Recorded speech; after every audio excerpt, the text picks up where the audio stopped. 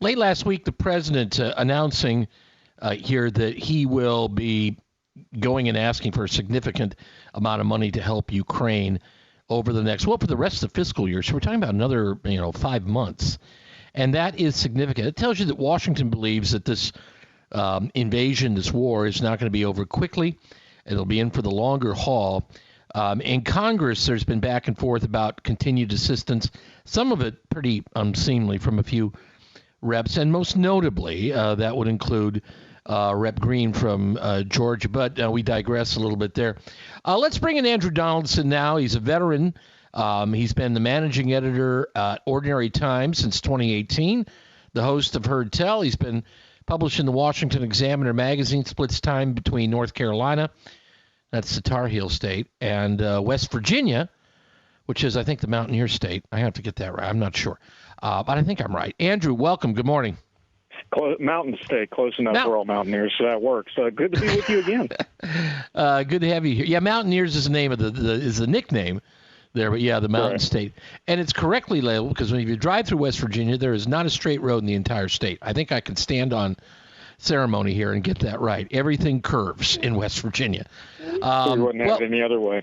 Yeah, I know. It's a pretty place. Well, what about this? I mean, I think you can debate how money should be spent and where to properly place that money to assist Ukraine, whether it's in ongoing aid to the people and ongoing weaponry that maybe we want to help out with that's allowed as a NATO partner. But, is there any controversy here for you, Andrew, any way, shape, or form? Not really, and like you said, they're going to split this money. He's asking for $33 billion. 16 of that's through the Pentagon for armed stuff. The rest of it's humanitarian aid and things like that. Look, there's no good options in Ukraine, but the best of the bad options is to fund the Ukrainians and give them weaponry and let them beat the Russians themselves. That's the kind of the way to contain this the best. Not a great option. It's a really bad option for Ukraine because they're going to pay a heavy price for it, but it's probably the best option. So we don't want to get involved. We don't want to do our own troops. But when you see somebody mugging somebody in the street and you don't want to get involved, you can at least hand them a stick.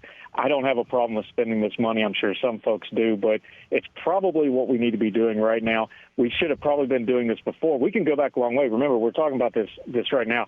They've been fighting since 2014 in the Donbass region, and Ukraine has been trying to get military assistance out of us for years and years and years. Remember, we had quite a little row about this a couple of years ago about Ukrainian military assistance subjectively.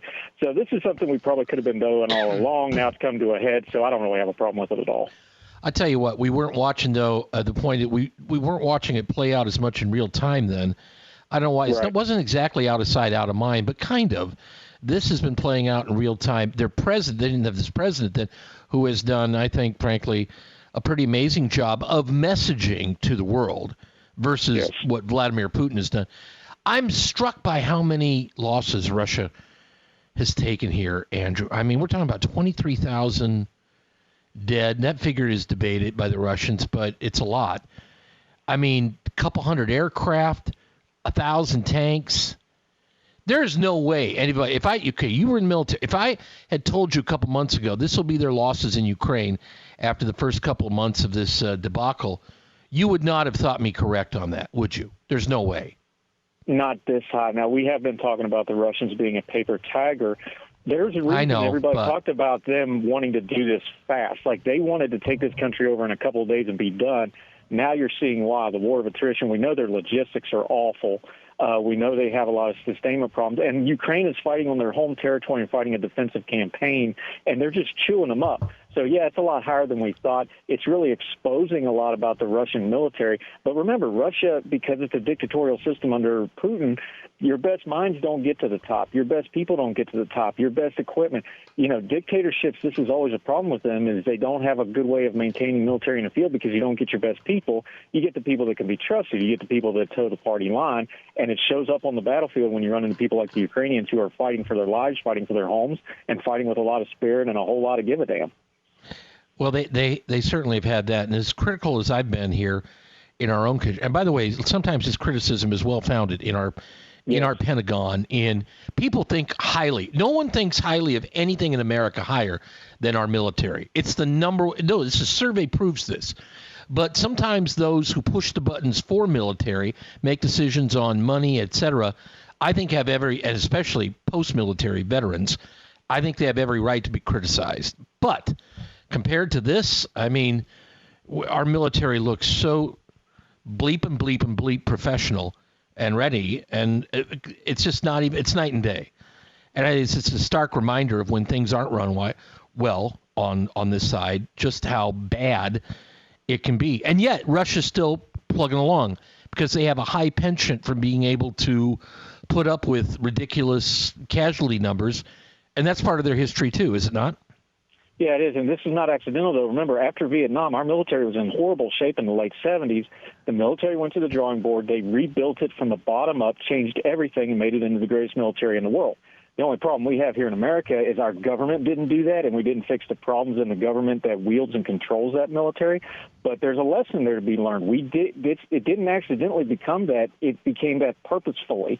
And the Russians, it's the opposite. They purposefully have had a military that kowtows to their dictatorial regimes of Vladimir Putin, and it's showing up on the battlefield. There's a lot of reporting how they're using a lot of conscripts. There's almost no war dead out of Moscow, which shows they're trying to hide the figures a little bit.